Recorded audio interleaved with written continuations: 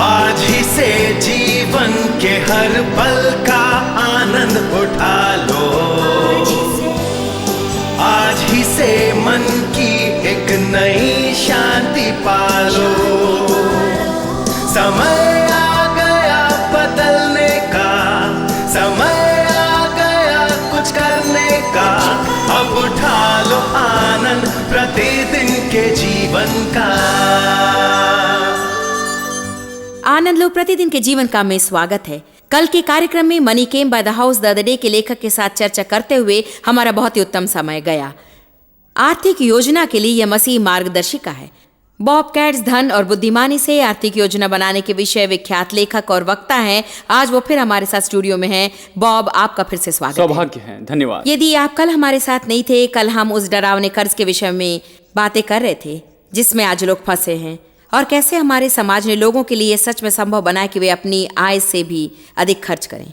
और हम चर्चा कर रहे थे कि आइए कहें कि एक व्यक्ति अंत में इस बात को जान लेता है कि वो सच में समस्या में है और उन्हें इसके विषय कुछ करना चाहिए, क्योंकि आप अपनी आय से अधिक खर्च करते हुए और क्रेडिट कार्ड पर लगभग 5 वर्षों तक जी सकते हैं। और ये अद्भुत लगे, आप जो चाहे वो ले सकते हैं, बस किसी को प्लास्टिक कार्ड दे दें। परंतु फिर अचानक आप उन सब बातों को सीमा से बाहर कर देते हैं, लोग अपना पैसा मांगते हैं और आपको लगता है कि आप गंभीर समस्या में हैं।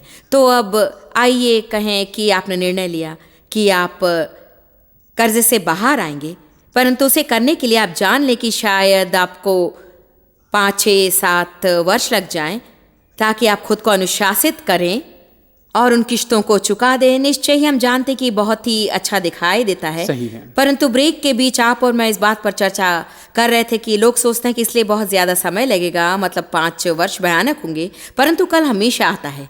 इसलिए अब से लेकर 5 वर्षों बाद आपको जो करना चाहिए, यदि आप उसे करें तो आप कर्जे से बाहर आएंगे, नहीं तो आप और बुरी परिस्थिति में होंगे। मैं चाहती हूँ कि आप वहाँ से शुरू करके हमें और अधिक व्यावहारिक सिद्धांत बताएं कि इस कर्जे से बाहर निकलने के लिए क्या करना चाहिए। मैं लोगों से ये कहता हूँ कि जब आप अपने भेड़ बकरियों की दशा जान लेते हैं तो जैसे हमने कल चर्चा की थी, आपको दर्शन मिलता है, आपको लक्ष्य निर्धारण करना है, आपको अपना चेहरा बदल देना है, आपको कर्जे से घृणा करनी है। हाँ।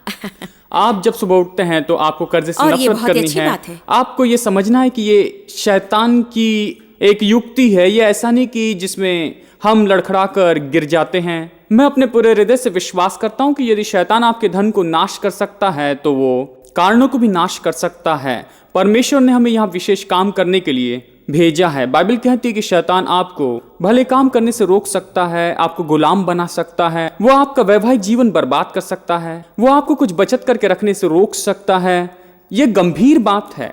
आपका एक शत्रु है, जो अदृश्य शत्रु आपको और आपके धन को नाश करना चाहता है। इसलिए आपको कर्जे से घृणा करनी है और आपको समझना चाहिए कि इस देश में जो हो रहा है वो शैतान की बहुत ही धूर्त ऐसी युक्ति है। इसके विषय में ज्यादा नाटकीय नहीं होना है। ये युक्ति है कि आपकी सारी संपत्ति छीन लें और परमेश्वर के राज्य में आपको बेकार करें। और हाँ, ये आप है। हाँ, कर्जे से बाहर आने के लिए 2, 3, 4 वर्ष लगेंगे। जैसे मैं लोगों से कहता हूं, जब वे कहते हैं मैं स्कूल जाना चाहता हूं परंतु 4 वर्ष बीत गए हैं। 4 वर्ष तो बीत गए। यदि आप स्कूल में जाएंगे तो 4 वर्ष के बाद में आपके पास डिग्री होगी। यदि आप अपना कर्ज चुकाना शुरू कर दें तो 3-4 वर्षों में आप कर्जे से बाहर हो जाएंगे। मैं उन्हें यह भी बताता हूं कि मैं हमेशा देखता हूं कि जब आप परमेश्वरी अनुशासन के साथ आत्मिक सिद्धांतों का निरंतर उपयोग करना शुरू करते हैं तो अचानक अलौकिक काम शुरू हो जाते हैं। खुशखबर यह है कि परमेश्वर की अर्थव्यवस्था दूसरों से बिल्कुल अलग है। उसकी अर्थव्यवस्था है असंभव, मुश्किल, पूरा हो गया। हाँ। मेरे पास वे आते हैं और मानो मैं डूब रहा हूं, यह असंभव है।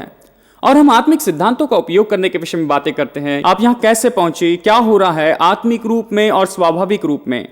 आपको यह करना चाहिए। आपको इस बात पर ध्यान देना शुरू करना होगा कि आप अपने कर्जे के विषय कितने महीने कितने धनराशि देंगे, आप कर्जे से कैसे बाहर निकलेंगे, आप अपनी वस्तु में से कौन सी वस्तु बेचेंगे जिसके कारण कुछ धन लेकर आप उसे पूरा लोगों चुका के साथ सकें। सच में ऐसा कुछ होता है, जैसे सही है। शायद कोई बड़ी बोट के कारण बहुत पैसा चुका रहा है और वे उस बोट के बिना रह सकते हैं, तो उन्हें ये करना होगा कि उस बोट को बेचकर उन पैसों का उपयोग आपका कर्जा चुकाने के लिए करें। बिल्कुल सही, बिल्कुल सही। शायद आप अपने जीवन में ऐसी जगह में होंगे जहां आप छोटा घर ले सकते हैं और कुछ पैसा बचाकर आप कर्जे से बाहर आ सके, एक उत्तम योजना बनाएं और फिर उसके अनुसार आगे बढ़ें और वैसे ही करें। बॉब, आपसे एक प्रश्न, और मैं जानती हूँ कि लोगों को उत्तर पसंद नहीं आएगा क्योंकि मैं जानती हूँ कि कैसा होगा, परंतु मैं सोचती हूँ कि हमें सच्चाई का सामना करना और ये मानो अपना चेहरा मोड़ देने के समान होगा। यदि कोई सच में कर्जे में है तो उसे बाहर आना आसान होगा या जल्दी होगा? नहीं, ये असंभव है। और फिर आप परमेश्वरी सिद्धांतों का उपयोग करते हैं और जो असंभव है वो मुश्किल हो जाता है। सब बातें अलौकिक रूप से शुरू होती है और फिर यदि आप एकदम डटे रहें तो आपको परखा जाएगा, आपको स्वाभाविक रूप में परखा जाएगा, आपको अलौकिक रूप में परखा जाएगा। परंतु यदि आप मार्ग पर बने रहें, और इसके लिए शायद 2-3 साल लग जाए, जैसे मैंने कहा था, यदि आप मार्ग पर बने रहें तो अचानक ये हो जाएगा। और ये प्रभु की अर्थव्यवस्था बहुत से लोग शायद ये सोचते हैं कि वस्तुओं के लिए नगद राशि देना सीखना उनके लिए असंभव है। ये हमारी मानसिकता में ही नहीं कि हम मैं जानता हूँ वस्तुओं के लिए नगद राशि चुकाए, परंतु मैं यहाँ एक वचन देख रही हूँ जिसका उपयोग धन की श्रृंखला में बहुत बार किया और मैंने खुद इस पर बहुत मनन किया है। यह है व्यवस्था विवरण 28:8 और ये कहता है, तेरे खत्तों पर और जितने कामों में तू हाथ लगाएगा उन सब पर परमेश्वर आशीष देगा। इसका मतलब है कि भंडार घर सच में बचत खाता है। सही बात है। आइए व्यवहारिक उदाहरण का उपयोग करें। आइए कहें कि मैं एक नई आराम कुर्सी चाहती हूँ और सच में मुझे वो सोफ़ा अभी चाहिए। मैं जाकर वो कुर्सी उधार पर खरीद सकती हूँ, या मैं कह सकती हूँ कि नहीं, मैं विश्वास करती हूँ कि मैं वो करना बंद कर रही हूँ और मैं उन ईश्वरीय सिद्धांतों का उपयोग करूँगी और मैं उस कुर्सी के लिए बचत करूँगी और मैं हर तनख्वाह में से थोड़ा पैसा बचा कर रखूँगी। यदि वो $10 हुआ तो भी मैं उस कुर्सी के लिए बचत करूँगी। फिर जब आप उसे करते हैं तो क्या होता है? जबकि आपके पास भंडार घर है और आप ईश्वरीय सिद्धांतों में काम कर रहे हैं, परमेश्वर आपके भंडार घर पर आशीष आने के लिए आज्ञा दे सकता है। और कौन सी ऐसी बातें जो आपको इस योग्य बनाए कि आप वो कुर्सी खरीद सकें? सबसे पहली बात है कि मैं शर्त लगाता हूं कि कई बार उस कुर्सी के लिए बचत करने की क्रिया में वो कुर्सी बिकने चली जाती है और शायद आप उससे कम कीमत पर खरीद सकते हैं। जब आप उस कुर्सी के लिए नगद राशि चुकाते हैं तो आपके लिए 4-5 वर्ष लग जाते हैं ताकि आप वो ब्याज चुका सकें। एक दिलचस्प बात यह है कि दूसरे आंकड़े, कल हम आंकड़े के विषय में बातें कर रहे थे, यह साबित हो चुका है कि यदि आप नगद राशि चुकाते हैं तो आप अपने भंडार से निकालते हैं तो आप उधार लेकर जो ब्याज चुकाते हैं इससे लगभग ये 30 से 40% कम हो जाती है। ये कुछ अलग ही बात है कि आप अपनी जेब में हाथ डालें, असली रुपया निकालें और उसे किसी को दें। इसके लिए 2 बार सोचना पड़ता है। आप सच में इसे चाहते हैं या नहीं? हाँ, ये अद्भुत बात है। आप जो खरीदना चाहते हैं उसके लिए यदि आप नगद राशि चुकाते हैं तो 30 से 40% कम देना होता है। दूसरी अच्छी बात यह है कि आप 1 घंटे के लिए बाहर चले जाएं। हाँ। यदि आप मॉल में हैं, उत्साहित हैं, वह बेचने के लिए है, आपके पास में क्रेडिट कार्ड है और वो ये बेचने के लिए आज ही उपलब्ध है। मॉल बंद होने के पहले यदि आप इसे नहीं लेंगे तो आप कभी नहीं ले पाएंगे। बस 1 घंटे के लिए दूर चले जाएं, घर जाएं और फिर कहें क्या आप सच में गाड़ी चलाकर वहां जाना चाहते हैं? क्या ये सच में आपको चाहिए? अधिक समय उत्तर होगा नहीं। एक और दिलचस्प बात है, मैं खुद के विषय में इस वस्तु विनिमय अर्थव्यवस्था में नहीं सोचता हूं, परंतु यदि आप नगद देने के लिए तैयार हैं तो सामान्यतः आपको अधिकतर छूट मिलती है, विशेष करके कीमती चीजों पर। यह कुछ अच्छी बात है कि आप टेबल पर नगद रखते हैं तो बहुत से विक्रेता आपको बहुत कुछ छूट देते हैं। आप जो कुछ खरीदते हैं उसके लिए नगद देने के लिए बहुत से कारण हैं। बहुत कई बार हमें ये सीखना जरूरी है कि हम कहें कि जानते हैं, मुझे सच में उसकी जरूरत नहीं है। मैं नहीं सोचती कि जो कुछ हम खरीदते हैं वो सच में हमारी बहुत बड़ी ज़रूरत हो। मेरा विश्वास है कि कई बार हमें बस खुद को आशीष देना चाहिए और यदि वहाँ पैसा हो तो ठीक है। देखिए, एक उदाहरण के लिए, कल मैं शॉपिंग के लिए गई थी और मैंने फ्यूजिया कलर शूज़ देखे जो सच में मुझे पसंद आए। वे आरामदेह थे। मैंने उन्हें उठाया, पहना और सच में वे आरामदेह थे। वे ऊपर ड्रेस डिपार्टमेंट में थे। क्या आपके पास ये जूता है? ओ हाँ मैडम, हमारे पास वो 3 रंगों में। उन्होंने उसे मेरे लिए निकाला। मैं निश्चित करना चाहती थी कि मैं पैसा बर्बाद नहीं कर रही हूँ, क्योंकि परमेश्वर चाहता है कि हम संपन्न हों और आशीषित हो। वो हमें बताता है कि हम व्यर्थ खर्च करने वाला जीवन ना जिए। इसलिए मैं वहाँ 1 मिनट के लिए बैठ गई। आपने जैसे कहा, मैं वहाँ से चली नहीं गई, परंतु मैं वहाँ 1 मिनट के लिए बैठ गई और कहा, मैं ये जूता कितनी बार पहनूंगी? इस रंग के कितने जूते मेरे पास पहले से हैं? क्या मुझे सच में ये जूते चाहिए? मैं विश्वास करती हूँ कि परमेश्वर के सामने हमारा कर्तव्य होता है कि हम व्यर्थ खर्च करने वाला जीवन न जिए, जबकि बहुत से लोग इस संसार में बहुत आवश्यकता में। इसका मतलब ये नहीं कि आप कुछ अच्छी वस्तुएं नहीं रख सकते। देखिए, मेरे पास बहुत अच्छी वस्तुएं हैं। मैं ये नहीं कह रही हूँ कि जो मैं खरीदती हूँ उसकी मुझे बहुत ज़रूरत होती है, परंतु मेरा विश्वास है कि हमें जाग जाना है और इसके पहले हम ये प्लास्टिक कार्ड किसी और को दें, हमें ये कहना है कि क्या मुझे सच में चाहिए। मुख्य शब्द है भंडारीपन। यदि हम वचन पढ़ते हैं तो ये स्पष्ट है कि हम किसी के मालिक नहीं। भंडारी का अर्थ है देखभाल करने वाला। परमेश्वर कुछ वस्तुएं आपको देता है। मैं सोचता हूं कि यह सब आपको देता है, उसका एक कारण है कि वो आपको सिखाए कि अनंतकाल में कैसे राज्य और अधिकार करें। और वो कहता है कि यदि आप छोटे में विश्वास योग्य हैं तो आपको अधिक मिलेगा। सही। तो हम भंडारी हैं, देखभाल करने वाले हैं, व्यर्थ नहीं खर्च करना है हमें। हाँ, मैं संपन्नता पर विश्वास करता हूँ, परमेश्वर चाहता है कि मैं संपन्न हूँ, परंतु क्या ये सबसे महत्वपूर्ण है? नहीं, मैं सोचता हूँ कि दूसरी बातें परमेश्वर में सिखाना चाहता है। धन का उपयोग करें क्योंकि वो जानता है कि जहां हमारा धन है वहीं हमारा मन होगा। हाँ। और वही तो यहाँ पर मुख्य बात है।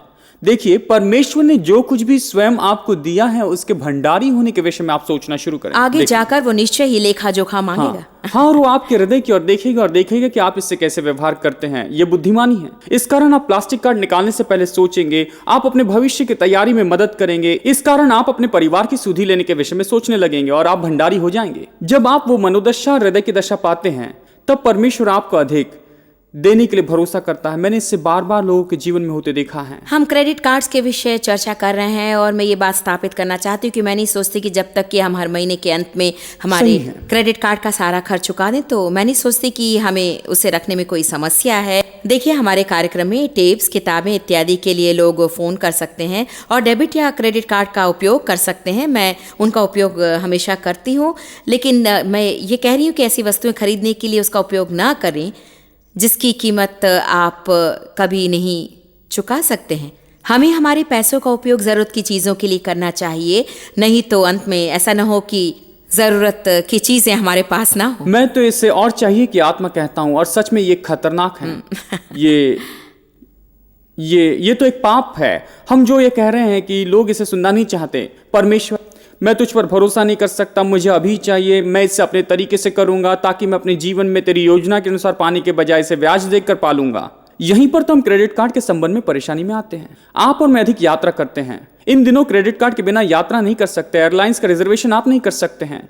जैसे आपने कहा कि इसमें कुछ गलत नहीं है, जबकि आप महीने के अंत में उसे चुकाते हैं और ये आपके इनकम स्टेटमेंट का भाग है जो नियंत्रण में रहता है। और महीने के अंत में अगर आप देखें तो आपका खर्च आपकी आय से बहुत ही कम होता है। आपको जानना जरूरी है कि पूरे महीने में आप कितना ब्याज चुका रहे हैं, क्योंकि बहुत आसान है कि किसी को बस क्रेडिट कार्ड देते रहें।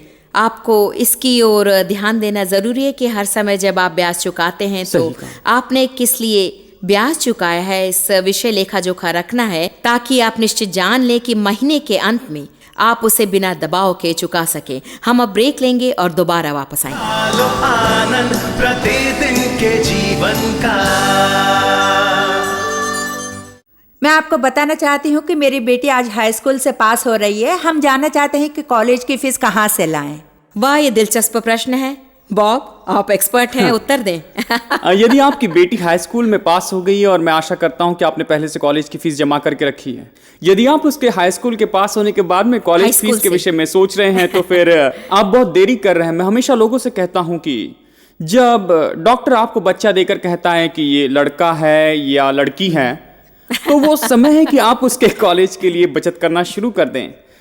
और ये बहुत महंगा है। आपके पास जमा करने की सामर्थ्य है। बच्चे के पैदा होते ही आप वैसे करें। आपके पास 18 वर्ष होते हैं कि वो पैसा बढ़ाएं। यदि आप 18 वर्षों तक थोड़ा थोड़ा पैसा जमा करते हैं तो फिर आपको वो पैसा चुकाने में कोई भी कठिनाई नहीं होगी और आप आसानी से बच्चों की कॉलेज फीस दे सकेंगे। एक और बात है, आप काम करें।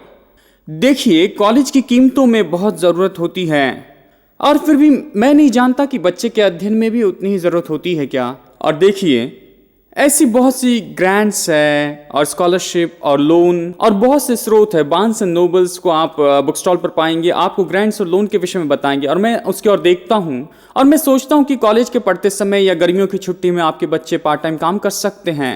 परंतु आप राह ना देखें कि आपका बच्चा 16-17 वर्ष का हो जाएगा, तब जाकर आप कहेंगे ओ प्रभु 2 वर्षों में वो कॉलेज में चला जाएगा। उसके जन्म से ही आप करें। जब वो कॉलेज जाएगा तो कोई समस्या नहीं होगी। आपके साथ मैं सहमत हूँ कि बच्चों को अपने कॉलेज के अध्ययन के समय में कुछ काम करना चाहिए, गर्मियों की छुट्टी में काम कर और बचत करनी चाहिए। मैं सोचती हूँ कि कई बार हम लोगों के लिए सब कुछ बहुत आसान कर देते और फिर उनके पास जो कुछ है उसकी कीमत की वे सराहना नहीं करते। हम कल और आज चर्चा कर रहे हैं कि कर्जे से बाहर कैसे आएँ, अपने धन का प्रबंधन कैसे करें, अपने धन का आदर कैसे करें।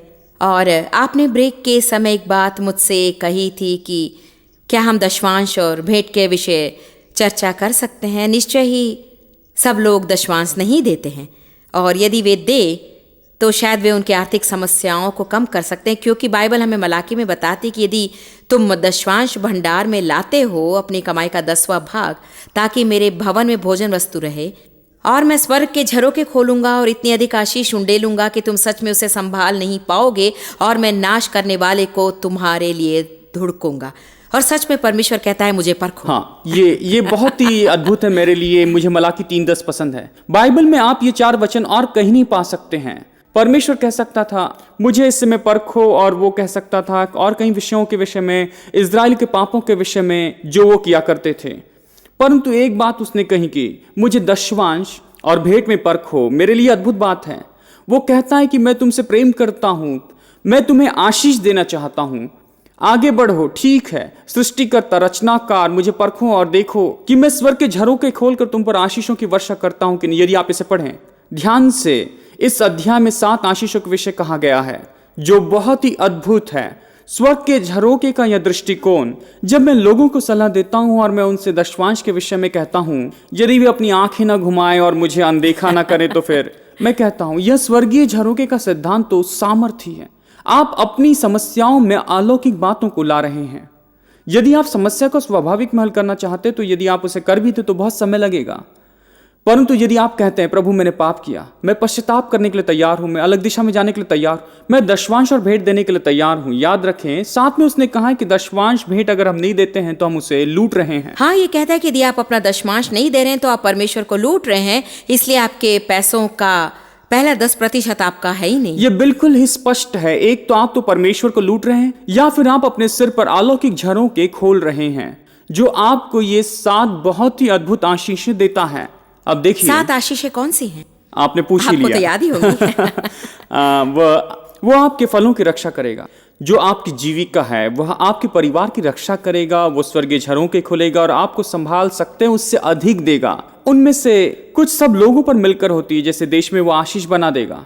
इसलिए हमारी कलीसिया में, इसलिए मैं अपनी कलीसिया में, यदि पूरी कलीसिया दशवांश नहीं देती है तो जो दशवांश नहीं देते वे दशवांश देने वालों पर प्रभाव डालते हैं, नकारात्मक, क्योंकि वो साथ में सब पर आशीष के विषय में कहता है। आप देखिए, कई बार लोग इस बात को सुनना पसंद नहीं करते हैं, परंतु मैं सोचती हूँ कि कोई भी जो अपना भाग नहीं करता है, वे मुफ्त में सैर कर रहे हैं और उनके पास की आशीषों के लिए कोई और चुका रहा है। और मैं जानती हूँ कि हम हमेशा कहते हैं कि सुसमाचार मुफ्त है। हाँ, सुसमाचार मुफ्त है, परंतु मैं लोगों से कहती कि उसे ले जाने वाले स्रोत मुफ्त नहीं है। मैं इस टेलीविज़न पर सुसमाचार प्रचार कर रही हूँ, वो मुफ्त नहीं, और लोग कलीसिया में मुफ्त में नहीं रख सकते, क्योंकि इमारत के लिए पैसा लगता है और एयर कंडीशन के लिए, यातायात के लिए पैसा लगता है। ये देखिए, दाम देने के विषय नहीं है। परमेश्वर कीमत नहीं वसूल करता है। कोई व्यक्ति बस जाकर सब कुछ मुफ्त में प्राप्त कर सकता है, परंतु वो करना आत्मिक रूप में स्वास्थ्यपूर्ण नहीं, क्योंकि आत्मिक परिपक्व व्यक्ति अपनी भूमिका करना चाहता है। वे चाहते हैं कि जुड़ जाएं और अपना काम करें। और मैं सोचता हूँ कि पास्टर के बजाय मेरे लिए उसके विषय कहना उत्तम होगा, क्योंकि मुझे इससे किसी का दशवांश नहीं मिलेगा, किसी की भेंट नहीं मिलेगी, मेरे लिए कुछ भलाई नहीं करेगा। परंतु फिर भी उद्धार के बाद में सबसे पहले मैंने इसी सिद्धांत पर भरोसा रखा है। यदि वे दशवांश और भेंट के विषय में ग्रहण नहीं करते हैं, तो मैं कहता हूं आइए बोने और काटने के विषय में कहें। आइए हम यहाँ पर थोड़ा बोने और काटने के विषय में थोड़ा सा चर्चा करें।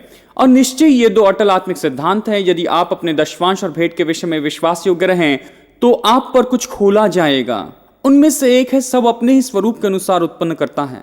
इसलिए यदि आप अपना समय, अपनी योग्यता या अपना खजाना लेकर किसी के जीवन में या किसी सेवकाई में डालते हैं, मैं आपसे प्रतिज्ञा करूं, मैंने इससे होते हुए देखा है, जब आपके जीवन में समय की जरूरत है, आपको कुछ धन चाहिए, जब आपको किसी की योग्यता चाहिए, तो वो आपकी मदद के लिए निश्चय ही आएगी। दूसरा सिद्धांत तो मेरे लिए इससे भी बढ़कर है, वह है बहुगुणन होने वाला अभिषेक, 30, 60 या 100 गुना का सिद्धांत। मैं तरबूज के बीज बोने वाले किसान का उपयोग करता हूं।